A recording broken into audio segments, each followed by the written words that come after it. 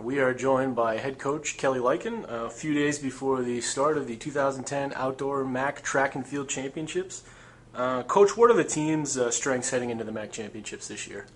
Well, we're actually a pretty well-rounded team, and it's going to take a very balanced effort to finish where we want to in the MAC this year. Our distance crew is much improved this year, as evidenced by our performance at the Indoor MAC Championships, and that's going to be a great boost to us. We should be good in all through the sprints, hurdles, and jumps, and our throwers are they had some of their best performances of the season this past weekend, so it looks like we're kind of hitting on all cylinders right now, and we're going to need to do that this weekend in order to compete for the championships. And can you talk about the strength of the field of the MAC? It's very tough. There are probably 6 really good teams in the conference this year.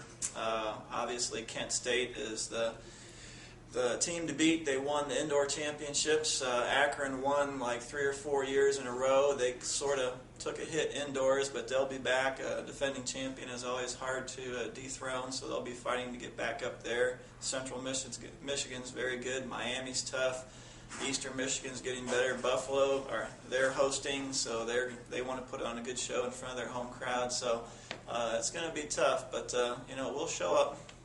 Now, last year, Kent State kind of surprised everybody, and I think they finished second or third, and then obviously it carried over to this year for the indoors. Do you see any teams in the MAC kind of making that big jump like Kent State did? Not so much like they did. I mean, I think, like I say, it's going to be pretty tight. The indoor championships came down to the last 3 or 4 events. It was Central Michigan, us, and Kent all kind of in a big dogfight there at the end, and Kent kind of squeezed it out at the end. So I kind of envision that same thing. There's a lot of depth and a lot of parity in the conference this year. There's not really one just commanding figure out there that's just going to take away and run away from everybody. So it should be a pretty tight race, pretty exciting on the women's side. Well, this is senior Jill Odom's final MAC championship and possibly final meet here as a Bronco. Can you just speak to what she's gone through in her years at Western Michigan and what she brings to the team?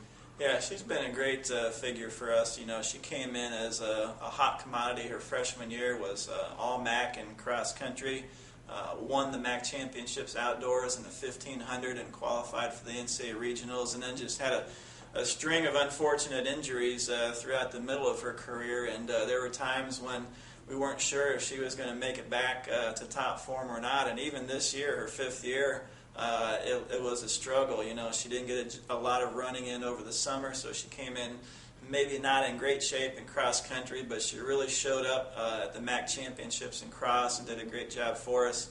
And she's just one of those tough competitors. I mean, she will give you what she's got, and it's really been gratifying to see her just in about the last month and a half or so, she started to crank it up a little bit. And now, I mean, she looks as good now as she did when she first came here freshman year. So we're really excited.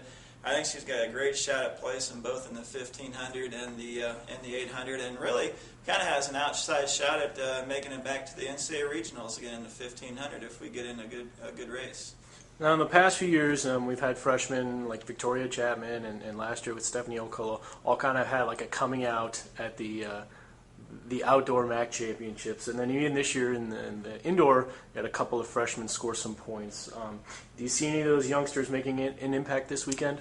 I tell you, our freshman class is pretty talented, and they've been showing up for some of the big meets so far this year. Kaylee Finney has done a really good job in the discus. She's actually PR'd in the last 3 weeks. She's improved her discus throw in the last 3 weeks, so she's kind of got the hot hand right now.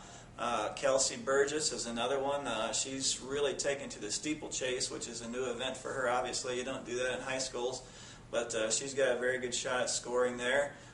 Brittany Calhoun, I think, she has really come along in the 400 hurdles.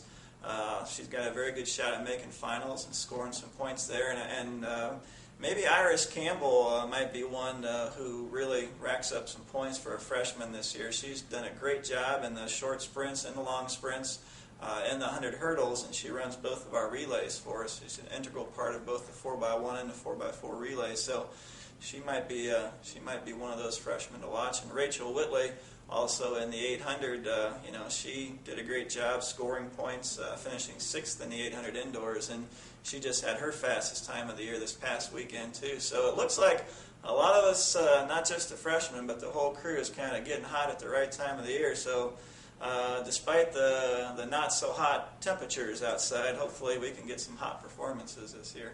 All right, thanks, Coach.